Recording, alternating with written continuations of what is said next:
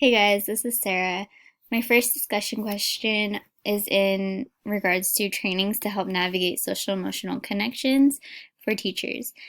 I immediately thought of conscious discipline because at the childcare center I work at, this is what we use.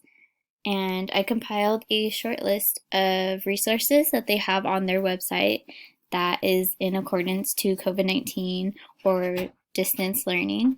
The first one being supporting children of emergency personnel.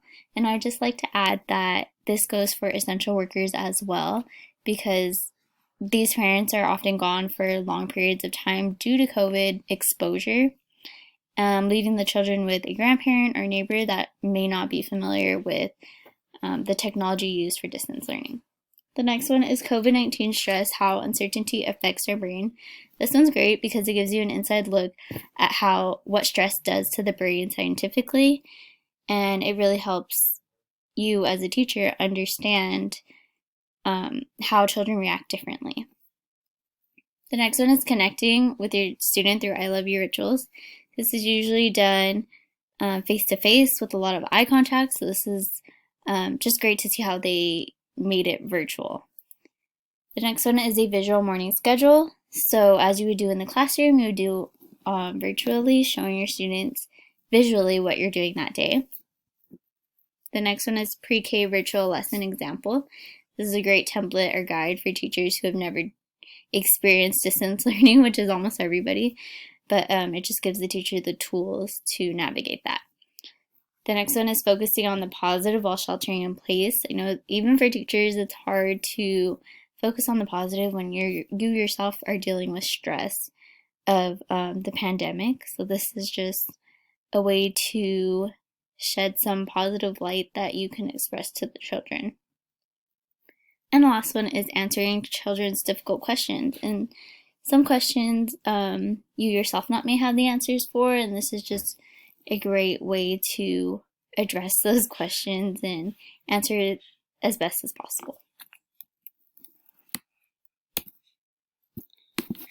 Prior to the lesson Professor Decker gave, I had never heard of CASEL, but I immediately researched it after, and it's great.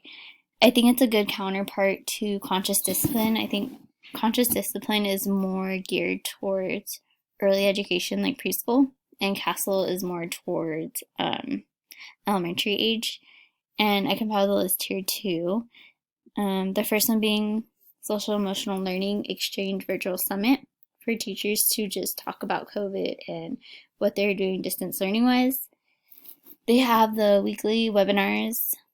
They have a roadmap for reopening schools and just discussing what will look different. The next one is how to teach social emotional learning when students aren't in school.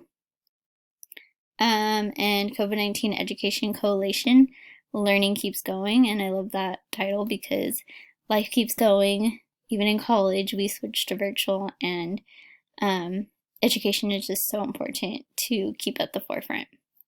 Next one, Teaching Tolerance, a trauma-informed approach to teaching through coronavirus. The next one, Video 7, Tips for Remote Learning. And the last one, Social Emotional Learning in an Unplanned Homeschool Setting. My next discussion question is in regards to parent involvement in a social emotional learning environment. So how teachers can equip parents with resources. I found a article on UCLA's website for parents which addresses distance learning and ways to connect educationally and emotionally with your child through play. Some key points are keep it simple, focus on the health and well-being of yourself and the child before trying to conquer educational matters. So we are in a pandemic, so it's totally okay to feel lost or confused, and just take time to be kind to yourself. And on that note, be forgiving to yourself if things don't go as planned. And be flexible, make distance learning fun for yourself and child. While I was on the Conscious Discipline website and the CASEL website, I noticed there was a lot of resources for parents. So I just compiled another list for parents. The first one being an overview of conscious discipline curriculum. That just gives parents an overview of how they can put that in a home setting. The next one being successful transitions to home learning. Transitions are oftentimes hard for kids, so this just gives some tips on how to make it easier. Home learning and brain smart starts.